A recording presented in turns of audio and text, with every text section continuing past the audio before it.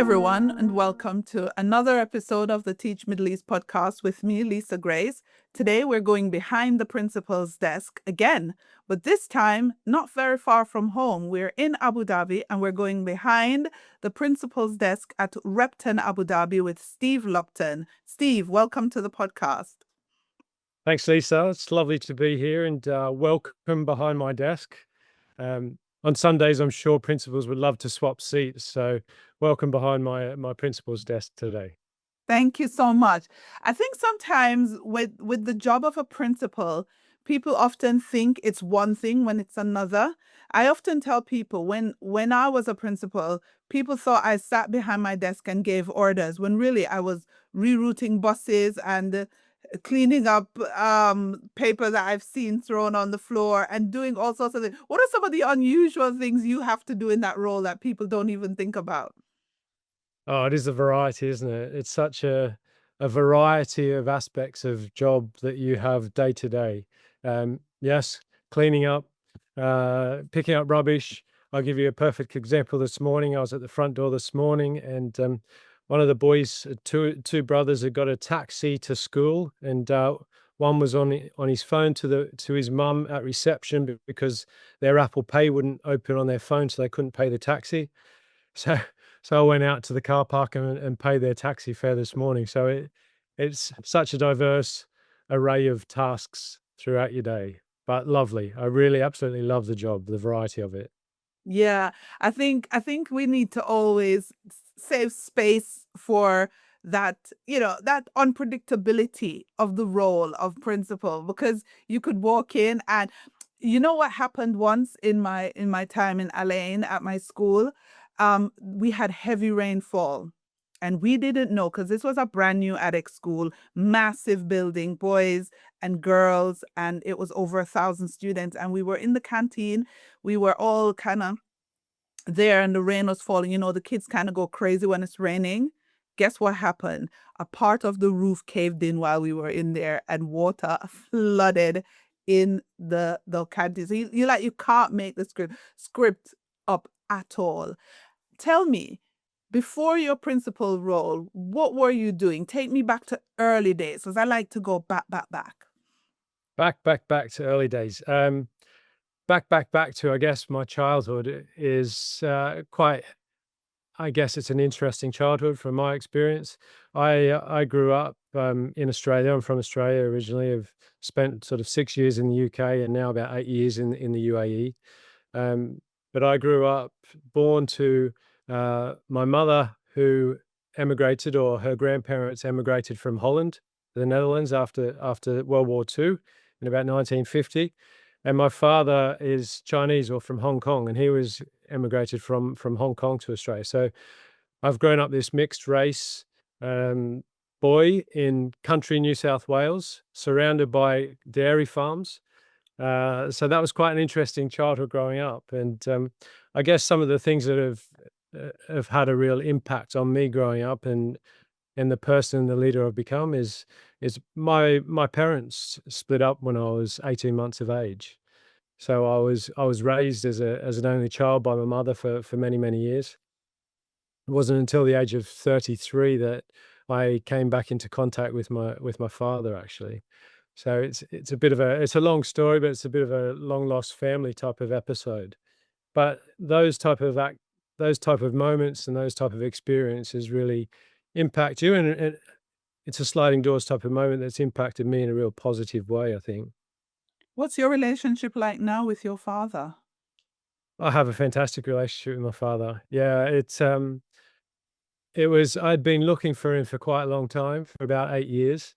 And my wife is from the UK. So we'd traveled sort of between Australia and the UK quite often. And we'd stopped in Hong Kong, and I knew he was from Hong Kong. And we stopped in Hong Kong on one of the journeys. And I was thinking, imagine if my dad had walked past or sat down next to me. So that sort of got me thinking I should be trying to find him. And we spent about 8 years trying to find him and couldn't find him. And then one day my grandfather on my mum's side, who's got a very recognizable Dutch name, Van Denderen was their surname. So they're easy to find in the phone book. This was before social media. And my grandfather had rang me and he said, I was at work at the time. He said, "Just can you sit down? I've got something to tell you." And I genuinely thought, Lisa, that he was going to tell me that he'd won the lottery. My grandfather always played the lottery every week, and I thought he was going to tell me he'd won the lottery. But he said, "I found your dad. He's just rang me. Here's his number. He wants you to give him a call." Uh, so I rang him, and by chance, he lived like 12 kilometers from where I was in Sydney. So and he said to me, "Happy birthday." It was my 33rd birthday. He said, "Happy birthday. What are you doing tonight for your birthday?" And we were going to a restaurant just up the road, and he said, "Do you mind if I come and join you for dinner?" And I was like, "Yeah, of course."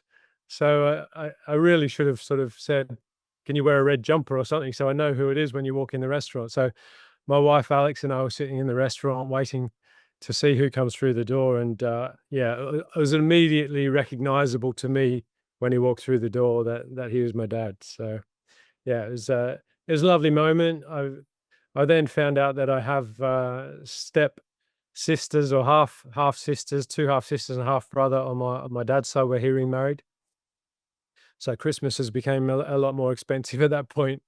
Uh, but yeah, it was lovely. Yeah, and I think you know, it's sort of 12 years ago now, and we've got a really strong connection. I'm really strongly connected to that side of my family. It's been a really interesting process of understanding that cultural aspect of my family, that Asian side of my family. So that's been quite an interesting process. Um, Only 2 years after I'd sort of reconnected with my dad is when I first we had our eldest boy, and my dad and my eldest son Harvey have got this really really close connection, and I think it's probably part of my dad's way of sort of making sure he's giving back of maybe what he's missed out giving to me. So Yeah, that's a really, really beautiful story. It's interesting, when you think about family and all the dynamics that go on, we all have such rich history that sometimes when you meet people, you can never tell. Like that story you just told me is not one that I would have imagined. Do you know what I mean? And so these yeah, conversations are so important. yeah, absolutely. And I think growing up, I I probably tried to close that part of my heritage and culture off because I grew up as a single child without a father. I was in country, you know, a very sort of Caucasian, low socioeconomic area of country New South Wales. And so I probably tried to shut that part of me off. But what I've realized it's you know, reconnecting with my father at that point and, you know, having this beautiful family, diverse family is definitely filled a hole in my heart that I probably didn't realize was there. Yeah. And provided your kids with, the grandfather figure that we all want to give our kids. I mean, it's beautiful because I can't give my kids that because my dad died when I was 19 years old, and he was the best dad and would have been the best grandfather. But that's how the dice rolled, and I lost him when I was before I even thought of having kids. I was just midway through university when he passed. So you spent time in the UK. What made you move from Australia to the UK? Um, at the time, and I moved to the UK when it was around 2000, early 2000s. So I'd finished university. Prior to that, I had sport, football particularly, had been my one sort of passion growing up as a child. And I was fortunate that I was relatively good at it. I didn't have any other passions. I don't think I was really. I grew up in a very low socioeconomic area, and I was probably at the low end of the low socioeconomic sort of spectrum of kids there. So I don't think I was really exposed to anything else but football. So that was sort of my only vision and dream of how I could get out of this sort of predicament, if you like, I was in. Um, so I was fortunate enough to be given a full scholarship at the Australian Institute of Sport. So I left home at the age of 16 and I moved down to the Australian Institute of Sport is in Canberra. It was set up for, I think it was after sort of a failed Olympics Australia didn't win any gold medals at the 1978 Olympics or something along the lines. And so the government set this up. Obviously, Australia being very competitive, we can't have an Olympics where we don't win gold medals. So they set up the Australian Institute of Sport for all the Olympic sports, and they had scholarships for all the top young athletes over the country. So it was a live-in sort of place. We trained full time. It was very high performance focused, and you went to school down there. So I had that lovely opportunity to be able to do that, which really opened my eyes. And part of that, we did a 6 week trip to South America. So we traveled and we went and played against teams in Argentina and Brazil. So that really opened my eyes up to traveling. So after that had finished and I completed university, I really just wanted to go and travel. And at the time, it was very, very common for Australians and Australian teachers in particular to go over to the UK on a working holiday visa. We could stay over there on a 2 year working holiday visa and work and then travel. So that's what took me to London originally. I had 6 years. I loved the 6 years that I had in London. Where were you in London? My city. Your city. My city. Well, I ended up in a school called Ravens Park Prep School, which is sort of between Chiswick and Hammersmith. But prior to that, I worked in a number of places, worked in and lived in Sydenham, Tufnell Park. But I think probably most memorable of the schools I worked at, I worked in a school in Brixton for about 6 months. And that was a great education in behavior management and um, yeah, really challenging school, but some fantastic people, some fantastic kids. When you really win their respect, you win their hearts. What did you teach? I did a double degree, so I've got a primary school teaching degree and a physical education degree. So I've dabbled in a bit of both. When I was in London primary school, I also was a head of PE, and now principal across two campuses of 2,000 plus students from nursery through to year 13. Yeah, we're gonna get to that. We're gonna get to that. But I wanted to go back to the Australian Olympics. Did you see the Australian breakdancing at the Sears Olympics? You have to tell me what you thought about that. Yes, yes, unfortunately I did. Unfortunately I did. From what I can see is that they've taken breakdancing out of the next Olympics, and I think everyone in Australia is quite happy about that. Listen, I saw that. I think that meme made my day for several days. I cracked up so much. I thought, you know what? There has to be humor. I'm sure that's not what Australia was going for, but man, they nailed humor there for sure. I'm not sure what she was going for, but yeah, she certainly made a mark. She certainly did. So your life in England led you to Abu Dhabi, or did you go somewhere else before you got here? No, I returned to Australia. I returned to Australia for around 10 years.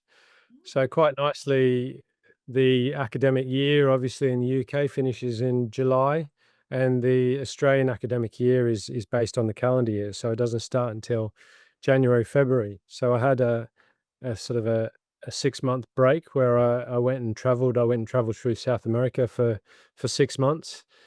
And I think that is a huge part of who I am as well and who I've become is because of the amount of traveling that I've done and the experiences that I've had from traveling and the lessons that I've learned from traveling. It certainly has played a part on how I lead and how I connect with people. But I went back to Australia. I was very fortunate to be given a role at Sydney Grammar School in Sydney, which is one of Australia's longest established schools in Australia, private schools. It's an academically selective school.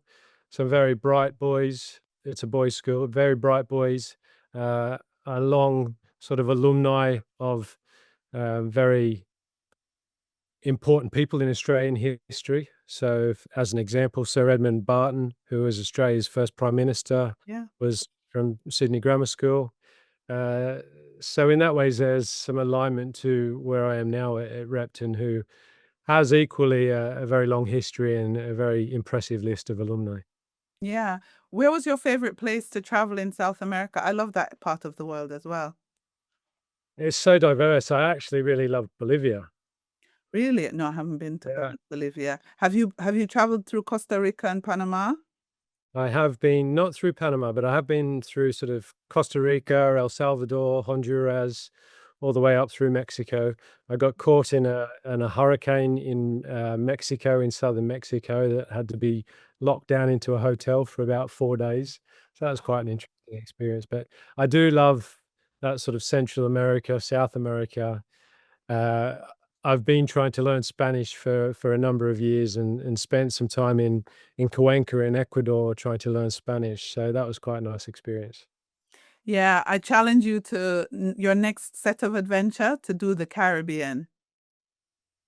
I have touched on the Bahamas, but I need to Oh, no. explore it more. I'd love to go to Jamaica actually. Jamaica, Cuba, the Dominican Republic, Barbados, St. Lucia, Antigua, and if you can get down to St. Vincent and the Grenadines, oh my God, you probably won't come back. You will love it that much.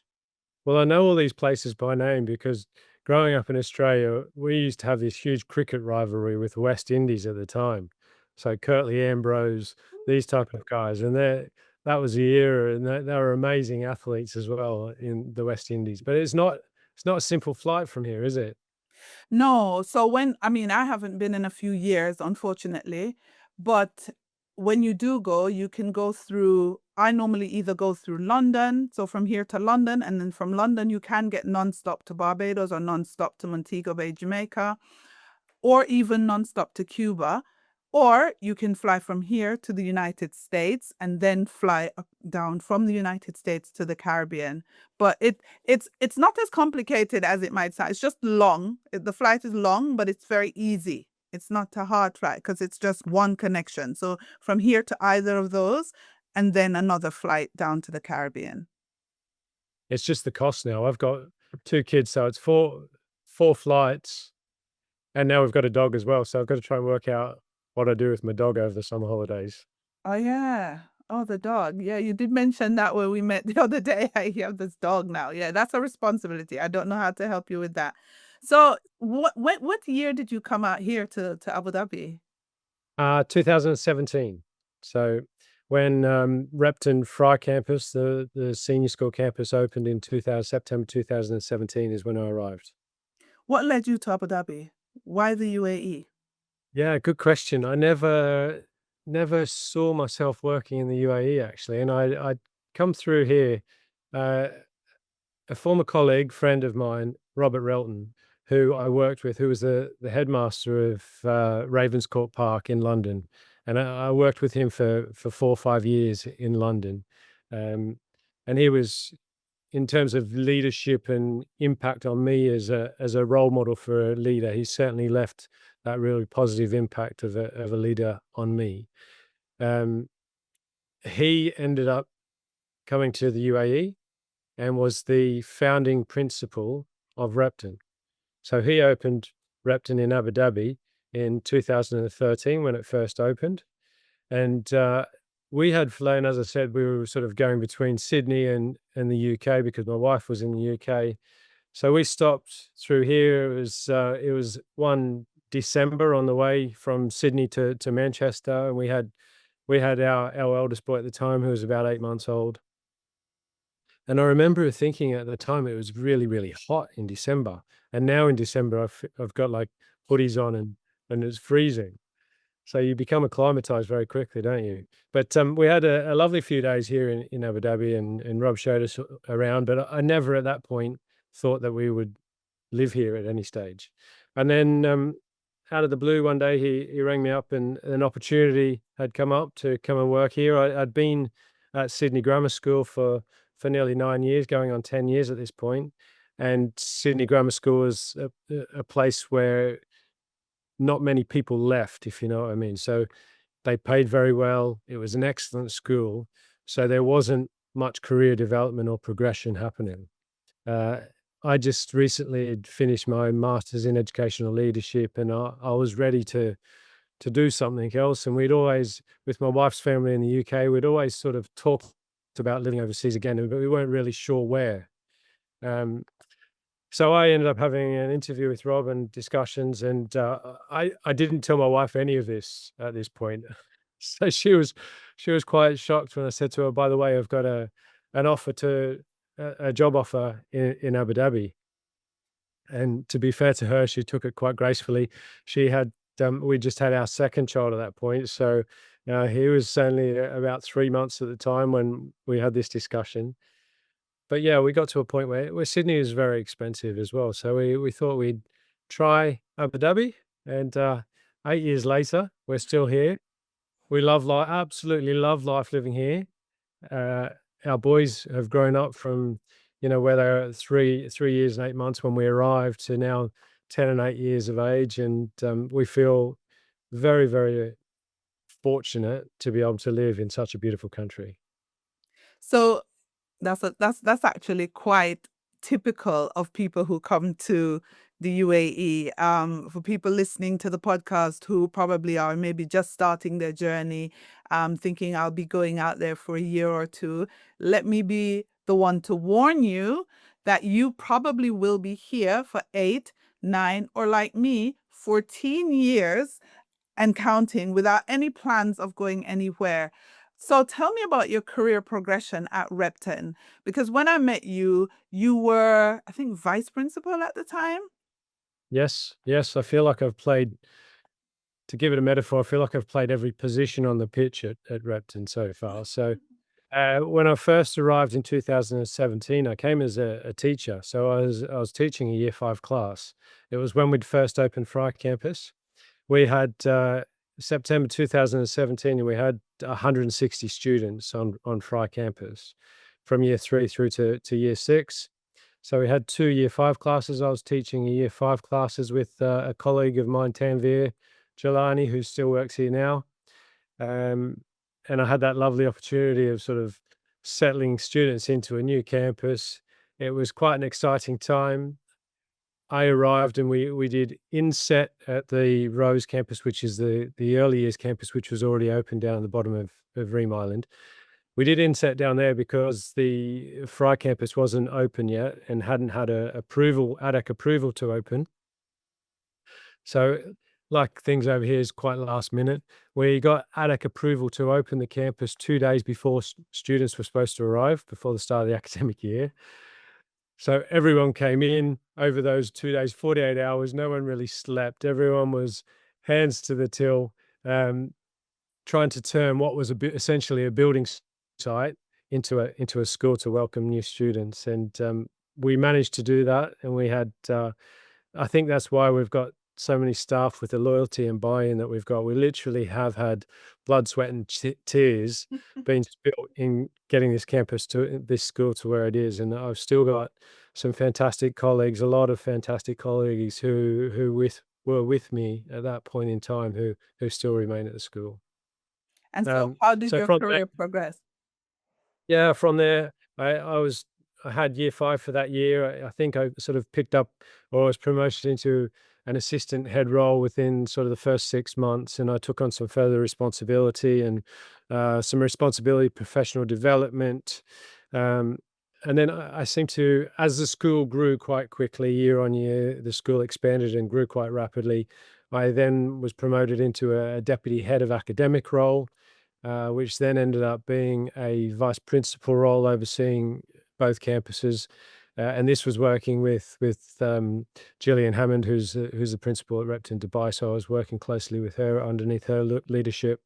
And then, yeah, Gillian went to Repton Al Barsha and ultimately Repton Dubai, which gave me the opportunity to sort of become the principal, interim principal, and now the full time principal, which I've been for the last 3 years. So it's interesting how opportunities and sliding doors sort of happen here. And I guess from anyone looking from a aspirational leadership perspective, I don't think I could have ever sort of coursed the map the way things have happened. And I think my sort of words of wisdom in that is you've just got to try and ensure that you are ready when opportunities rise. Yeah, I was going to actually ask you as well for new teachers coming out here who are worried about their career progressions, what steps can they take to make sure that they're in the right place at the right time for these opportunities? Yeah, it's difficult, isn't it? It depends on the school that you're joining. Um, but I've found over here, and it's still the same here. We have a very staff retention rate, but there are always opportunities that arise to allow people to move into leadership roles. But I think, what can they do? You don't have to have a title to be a leader. So developing those leadership traits and developing those leadership experiences as much as you can, so that you are ready to take on, when you are given that opportunity, to take on those leadership experiences. I was fortunate to come from sort of a PE sporting background, where you traditionally, and my director of sport today has just had 800 students out for the senior school sports day. Organizing a whole school event like that, the logistics of it, the health and safety of it, it gives you such great experience for what's to come in terms of leadership. Yeah. What advice would you give to school leaders who are they're looking, not school leaders or teachers who are looking to get into school leadership, but they are very hesitant to take on these roles? What advice would you give them to kind of push them into, stepping up? Yeah, I think it's important to note two things, isn't it? That you career progression doesn't necessarily mean you have to go upwards in an upward trajectory, because there are a lot of fantastic teachers out there, and career progression for them, they may not want the responsibility of leadership. Career progression for them might be more about breadth rather than going in an upward trajectory. So I think that's very important. For those that are looking to step up into leadership, I think you've got to be really clear about why you want to be a leader. And I think probably more than anything that I've learned on my journey is that you need to be really understanding of who you are as a person, and what your values and morals are. Because when you're placed in a position of leadership, particularly in quite a diverse environment that we live in, people will try and push you or sway you in terms of your values, and you need to know where your line in the sand, or where your sort of true north star is, so that you can remain authentic as a leader. I love that. I love what you said. You talked about going wider and deeper rather than going up. Because I tell you something that I've noticed. There are some fantastic teachers and practitioners. Um, and then there isn't really any scope for them to grow in salary or grow professionally within many schools. And so they go up to leadership and they bomb, like they completely bomb because that's not them. What can schools do to ensure they keep that talent and and kind of compensate them to the level that is worthy of their skills and talents? I think it's really hard, isn't it? Because I don't think there's anywhere in the world that's really developed a salary scale.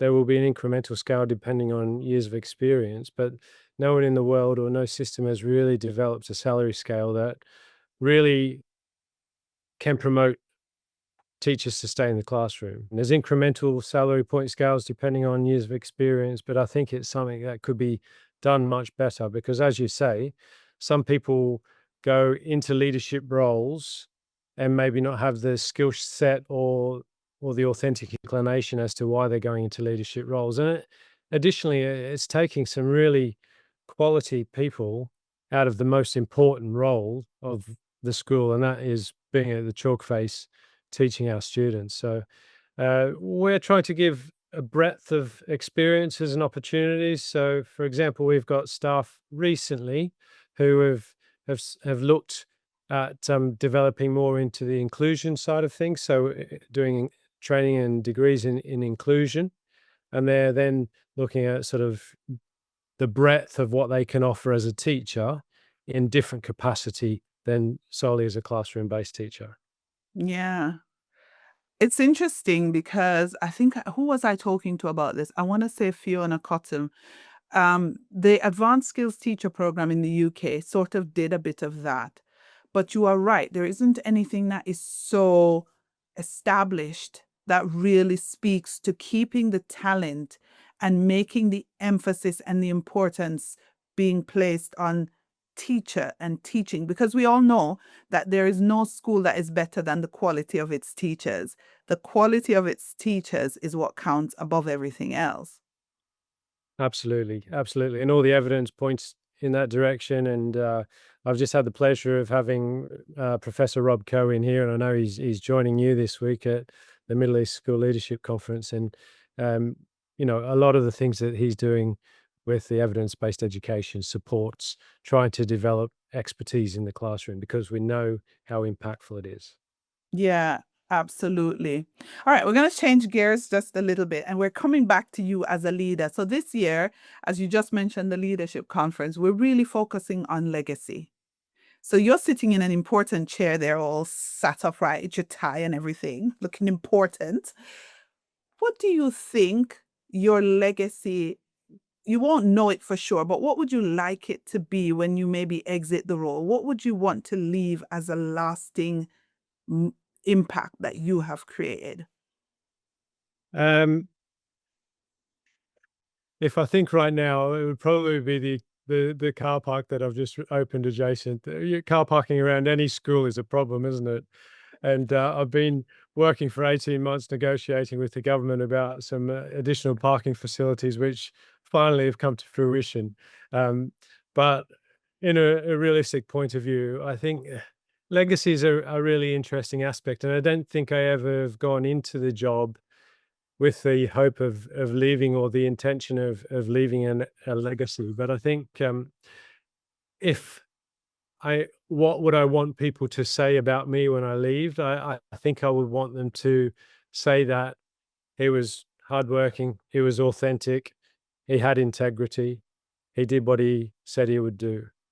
And I think those are key aspects. And I go back to sort of my childhood growing up surrounded by um, dairy farmers. And the first, out of interest, Lisa, the first job I had at 13 was shoveling manure into 40-kilogram bags on a dairy farm. And um, the dairy farmer, John Curtin, was paying me 50 cents for each 40-kilogram bag, which is about a dirham for every 40-kilogram bag.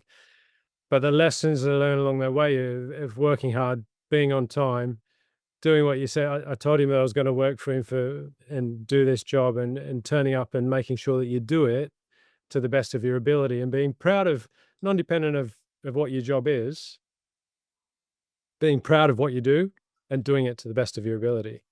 And I think that, I hope, would be the legacy that I left here. Yeah, I think it's such a hard question. When we were coming up with the topic for the leadership conference, when we threw that one out, everybody was like, "Oh my God, it sounds very sort of um final, like, oh, what's your legacy? It means you're dead." But it doesn't. Legacy is something that we're building whether we know it or we don't. We are building it each and every day when we turn up to work, when we do what we do. The minute we step away, the impact we have, positive or negative, is being built. And so I know it's a heavy topic, and gosh knows what will happen on Wednesday and Thursday when people start to grapple with that topic. But as leaders, we have to think about our impact, and the impact we have is the legacy that we leave. It's not separate from our impact. I looked behind you and I saw the man in the arena quote behind you, one of my favorites, not the critic that counts. Can you tell any aspiring leader what you would say are some sage advice for them if they are now about to step into a leadership role? Sage advice, I think, for me, from my experience, is build relationships. Relationships are so important to having impact. And you've touched on legacy, having impact. You can have the best ideas and be the sharpest mind, but if you can't bring people on the journey with you and have those relationships and be able to persuade people into sometimes directions that maybe they don't want to go, but you think and you know that possibly it's the best thing for the school. It's about having those real connections. So I think from a real personal perspective, and I touched on it before, is as a leader, really understanding who you are and what are the things that you stand for? What are the things that maybe you know gets your makes your hair raise on the back of your neck so that you know how to be able to manage those emotions. You you really come across so many different interactions with people in this organization of a school. So yeah, 2,200 students here. I've got 250 staff, and really my job on a day-to-day basis is managing people and talking with people. And that's where I think from a leadership perspective, I can have the biggest impact. How can I have the biggest impact as a leader? For me, it is about trying to build this culture, this environment that allows people to flourish. Yeah. Because I know that when my staff are flourishing, that's going to have a cascading effect onto the students. Yeah, I do agree with you. I think relationships trump everything, really. Gosh, I can't believe I used the word trump, but yeah. Yeah, we're Um, just going to comfort relationships in the same sense. Don't they do at the moment? I know, right? Okay, but hey, it's a tail end of the pod. What makes you angry? Because you seem so calm. I've never met you, and you're not this very even. How do you maintain that? What makes you angry, Steve? There has to be something. What makes me angry? I honestly, I don't get angry, and I am pretty much like this the whole time. And I think this is really important. I think also as a lesson in leadership is that you can't get too highs on the high, and you can't get too low on the lows. Because you really need to silo off emotions at different times when you're walking from one meeting to the next meeting. I can't carry baggage from one meeting into the next meeting because it's going to have an impact on the outcome of that meeting. And I think that's really important for leaders. Yeah. All right, last question. See, you've really, you're easy to talk to. Like I could sit here, I was just looking at my watch. I was like, oh my God, 45 minutes. It was supposed to be a 30-minute podcast. You're very, very easy to talk to, Steve. Thank you. Um, You ask good questions. you're really easy. Okay. When you are not at school and you are not taking care of your two kids and that dog that I don't even know why you went the dog route, but that's on you. Dogs are lovely. I like dogs. It's just in UAE, dogs are expensive. Um, when you're not doing any of that and you're not being a principal and no one is watching and there are no cameras, how do you unwind? I think this comes back. This is a question that you're asking based on a comment I made on one of your LinkedIn posts, I think. Regarding saunas, dry saunas, yeah. One of the things I do, I've become more cognizant of being able to switch off, and we just talked about siloing off emotions and really going home and some of the things you go through as a leader on a day-to-day basis, you have some really challenging experiences and some challenging conversations. I think I said this to one of my assistant principals the other day that I think if I had to say what one superpower I had as a leader is my ability to sleep. I can really just switch off and sleep without any problems, which sort of obviously helps you get ready and prepared for the next day and refresh. But yeah, one of the comments that I made on your LinkedIn post about a question you had asked about something along the same vein is one of the things that I've been doing quite recently, and I've always been into physical activity. So staying fit, staying active, walking my dog, for example, is a great down a wind down for me. But one of the things I've been researching more of and been doing more of is dry saunas. So I feel very privileged to have a dry sauna in our apartment complex. So yeah, about 80 degrees. Sauna's at about 80 degrees. By the time you get in, 20 minutes in the sauna, you've got no access to IT. The kids can't get you, the phone can't get you, the computer can't get you. You have to sit with your own thoughts for about 20 minutes and just wind down. And it is a really lovely way to sort of disconnect from everything. But there's a lot of research behind the impact on it and the longevity for physical benefits as well. Yeah, I wish I had one. When you wrote that, I was like, oh, I wish I had like a dry sauna close by, but I live in a villa and there's no dry sauna. It's hard unless I build one, and who's gonna do Yeah. that?